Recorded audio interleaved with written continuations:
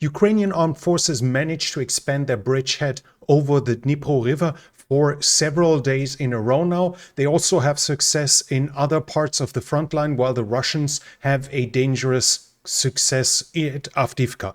The Ukrainians also managed to sink 2 important ships of the Russian Black Sea Fleet, while additional aid is being announced for the Ukrainians that should be of significant help. This and more in the situation report.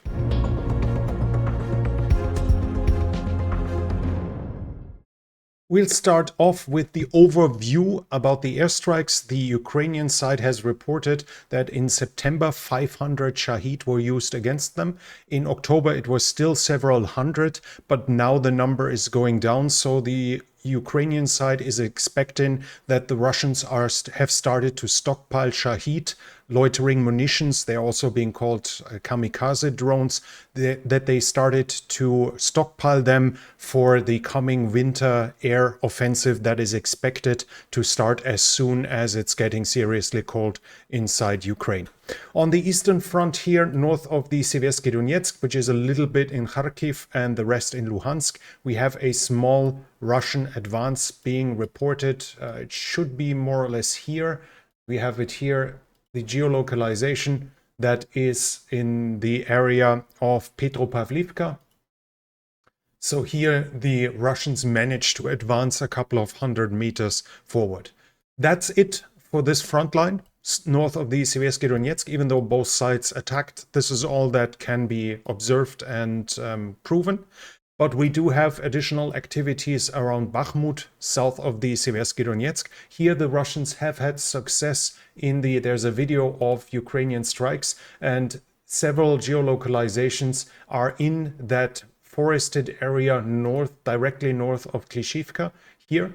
And according to this, the Russians advanced more or less to what is currently still being the border here of the Ukrainian held territory. So we have geolocalization that the Ukrainians were pushed back at several points in this area.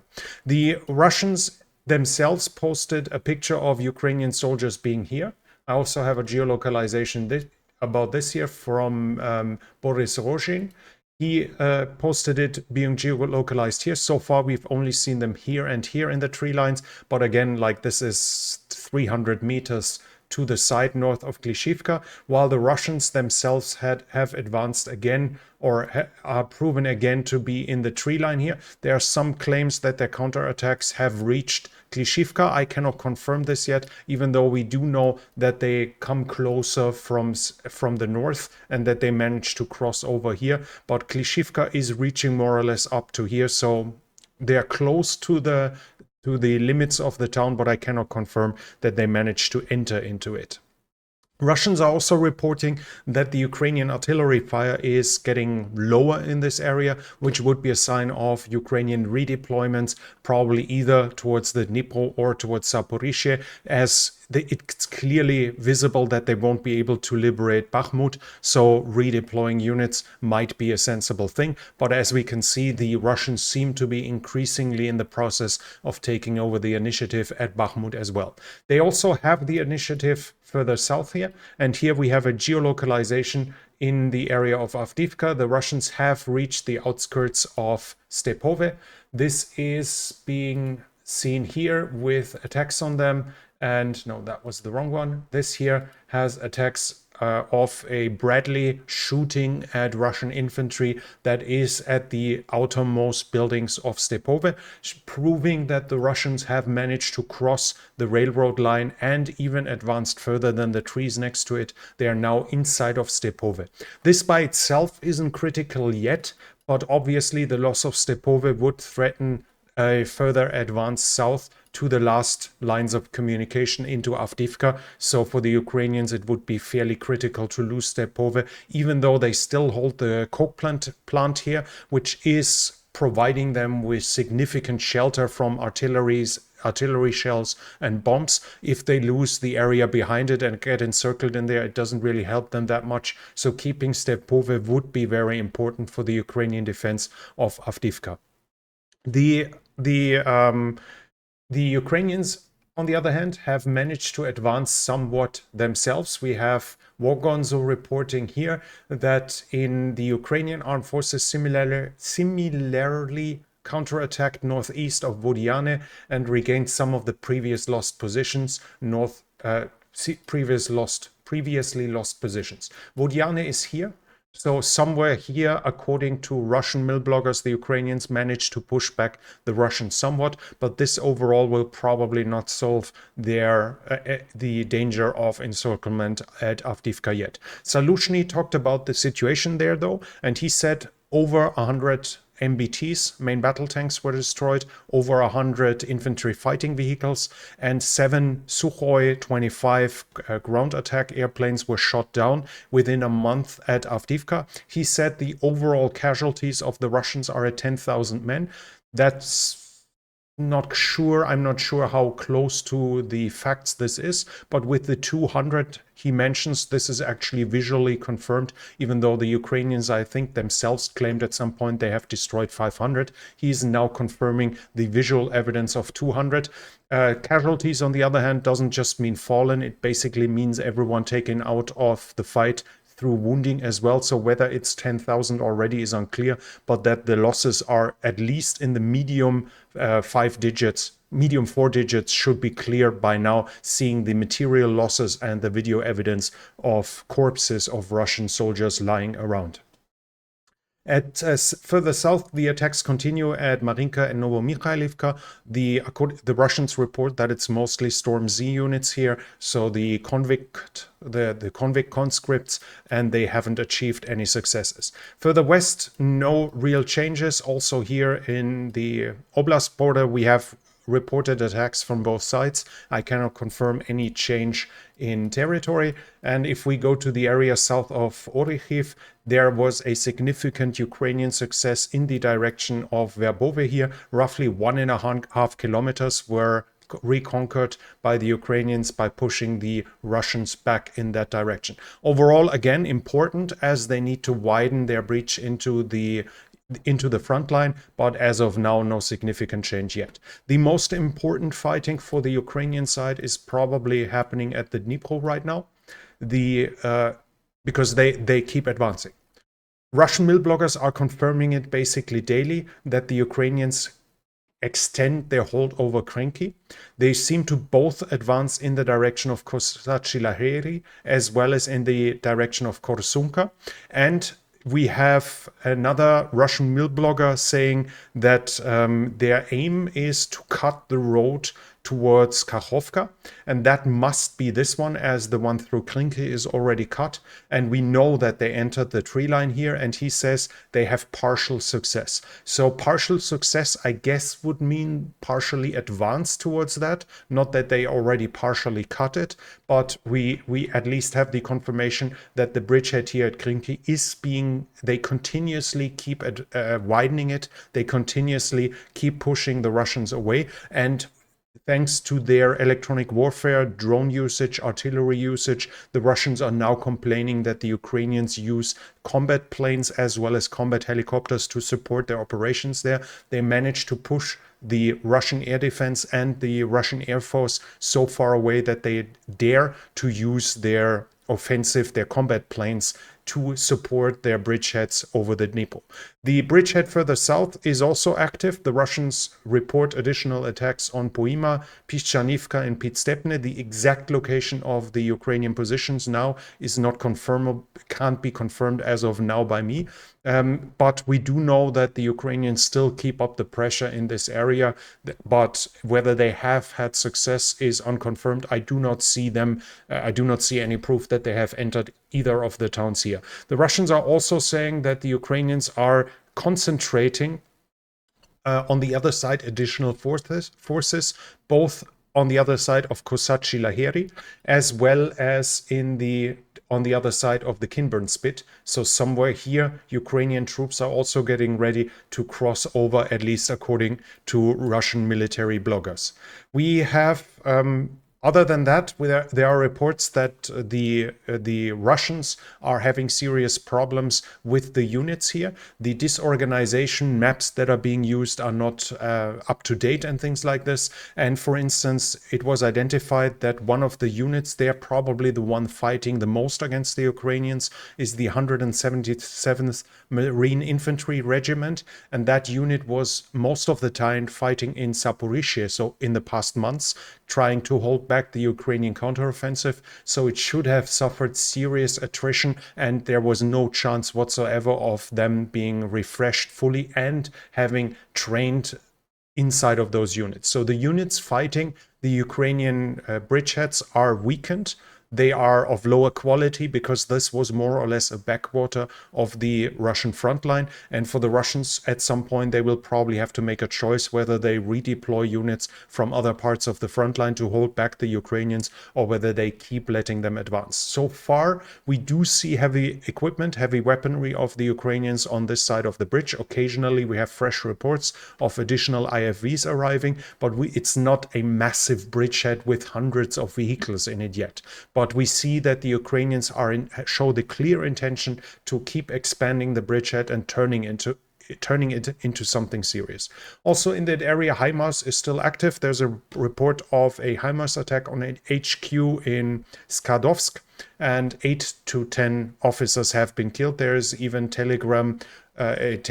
Russian mill bloggers posting pictures of the officers that have been killed, like with a black piece of cloth to show that basically they were dead. On the Black Sea, we have some more information. The Russians hit a civilian ship, a freighter, in Odessa with a AS-17 Krypton. That's also the KH-31P. And the interesting part here is that in the reports, it's specifically mentioned to be the KH-31P, because the KH-31P is an anti-radar missile. You could roughly compare it with the HARM in the inventory of NATO. And while there is an anti-ship version of it as well, the P1 is the anti-radar version. So I'm not completely sure if that's possible, but my guess would be that it might have locked onto the navigation radar of the civilian ship, because why under other circumstances would an anti-radar missile hit a freighter that is in the harbor? With that hit, the pilot was killed and several of them were wounded, but it shows us at the same time that the Ukrainians actually managed to open a route into their harbors here, where they keep exporting grain despite not having a grain deal.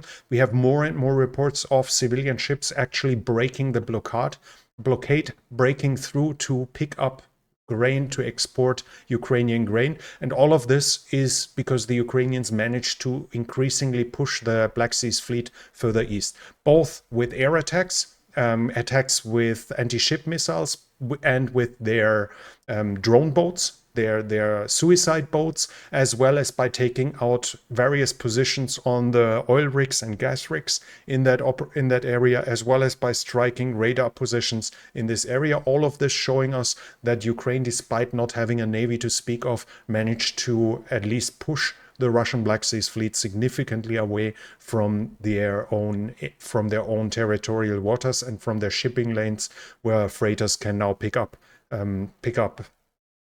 grain again.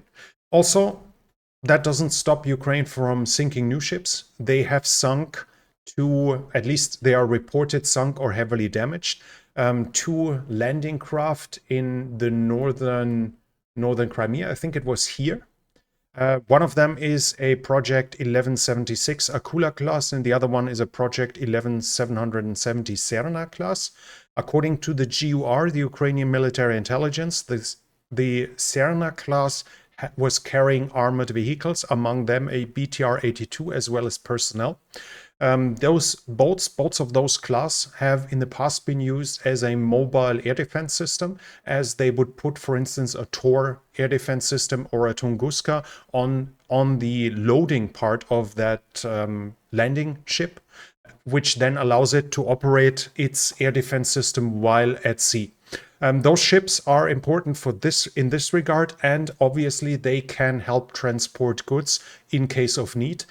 Each of them isn't too big, but they still have the capacity to carry either one MBT of the Soviet type, so T-72, something in that weight class, or two IFVs, or an appropriate number, a similar number in personnel. That was, I think I read about 60 to 80 fully equipped personnel. Nothing of that is big. We obviously don't expect a serious amphibious invasion by the Russians yet, but those boats can be used in case of bridges being blown to transport supplies, and with every boat of those being taken out will obviously worsen the supply situations of the Russian.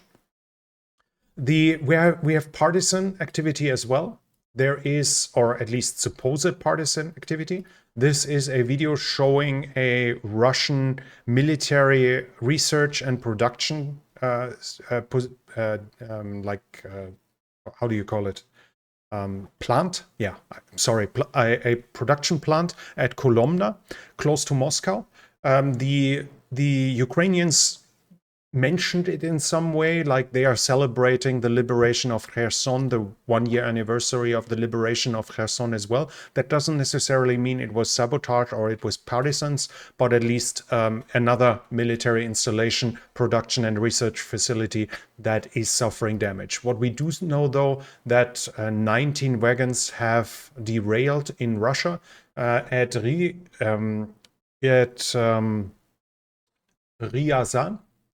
And those supposedly because the railroad line was blown up with explosives. I have not seen a full confirmation of this yet, but it's being reported as such. And we have maps like this here showing the amount of attacks on railway lines inside of Russia in the last 1.5 years since the war began. We have more information about troop generation as well. Medvedev has said they managed to recruit 410,000 men until November 9th. I said in the past the number seems to be roughly in the right ballpark. He'll probably exaggerate somewhat up. There's no need to be completely honest with this, and you would probably be inclined to increase it a little bit, but they must have recruitment numbers roughly in their ballpark. Otherwise they wouldn't be able to still mount offensives without having done an additional mobilization wave. So the number we have now is 410, which would probably end up to be close to 450,000 until the end of the year. But personnel isn't everything. They also need equipment, and the Wall Street Journal has reported that Russia is trying to buy back military equipment it's sold to other nations. Egypt, they managed to succeed in buying back turbines for Mi-8, Mi-17 transport helicopters that can also be used for combat duty with, for instance, unguided rockets. The total talk is about 150 turbines, so a fair amount of numbers, but they seem to be actually fairly desperate in total, because they even ask for 4 turbines for Mi-35 in Pakistan and 12 turbines for Mi-35 in Brazil. At least for Brazil, we have the news that the Brazilians declined to hand them over to the Russians, declined to sell them back. Belarus, though, supposedly already handed over 6 turbines for Mi-26 heavy transport lift helicopter. There was also news that the Russians are having handed over recruitment papers to a Ukrainian teenager. He's currently 17-year-old, and he would have been called up as soon as he got 18. He's from Mariupol and was given to a Russian foster family where he received the Russian passport. The claims are he did the paperwork under pressure. And it seems to be credible, because the reports are he was apprehended by the Belarusian border guards while trying to enter Belarus to go back to Ukraine from there. That was the mentioned intention. And while that is from opposition media, we now have the confirmation from a day later from the Ukrainian side. The Ukrainians say that he will go back to Ukraine, that in a few days he's expected back in Ukraine and to meet up with his sister, who is still in Ukraine. And there are reports that the Russians, or we have pictures that the Russians have Desert Cross 1003 ATVs. It's basically an ATV, but it's produced in China, and obviously Russia is buying of them in China. The number is somewhere between 2,500, somewhere around 2,500 that I found in reports. They are not sanctions, at least from what I see. So Russia can legally buy them in China, and China can legally sell them to Russia, as China does throughout the whole war. They keep selling stuff that is not on the sanction lists, even though with sanctions they are a lot more hesitant, even though, for instance, there were claims that they sold hunting rifles, which turned out to, or which seemed to have been sniper rifles in the past. In the political sphere, we have something interesting. The Cheka OGPU channel is reporting that a nephew of Kadyrov, against him, the Russians started investigation in criminal activity, kidnapping, blackmail, extortion, organized crime things. The crime organization was supposedly active both in Moscow as well as in Chechnya, and it included security officials from the Chechen Republic. The interesting part is this matter was not allowed to proceed for quite a long time, but apparently something is starting to change. So I think this must be a translation error. At least I read that they allowed it, they ignored it, the Russian officials, but now they do something against it.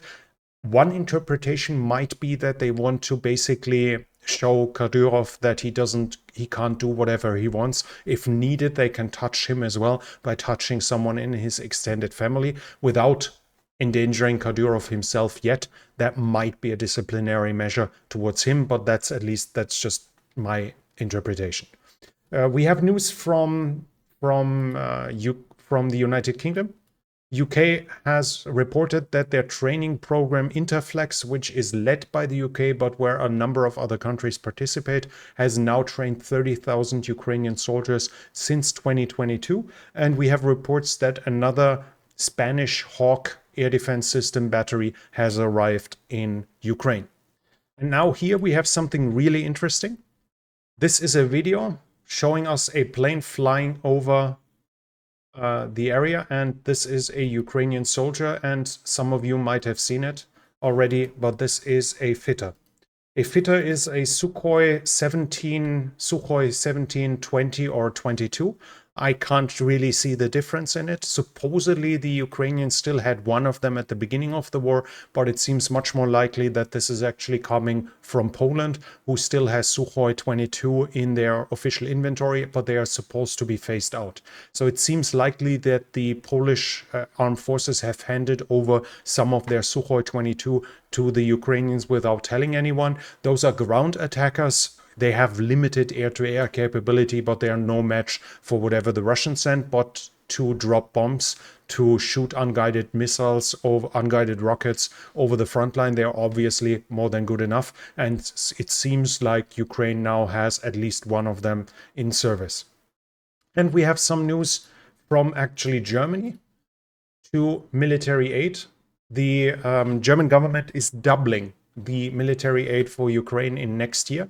Most of it that was planned for it is already being used up in current programs. There was barely anything left, and the German defense minister thus asked for more. He asked for 5 more billion. The government, the finance minister, and the cabinet agreed to 4 billion additional aid that will be available for the Ukrainians. And the German tabloid Bild here is showing the amount of military aid that is promised or delivered at this point. And at least according to them, Germany would be close to delivering half of what the US has promised so far, seeing the overall aid in regards to what is coming actually looking quite impressive, even though Germany receives a lot of flack for what they don't deliver, for instance, the Taurus that was reported recently.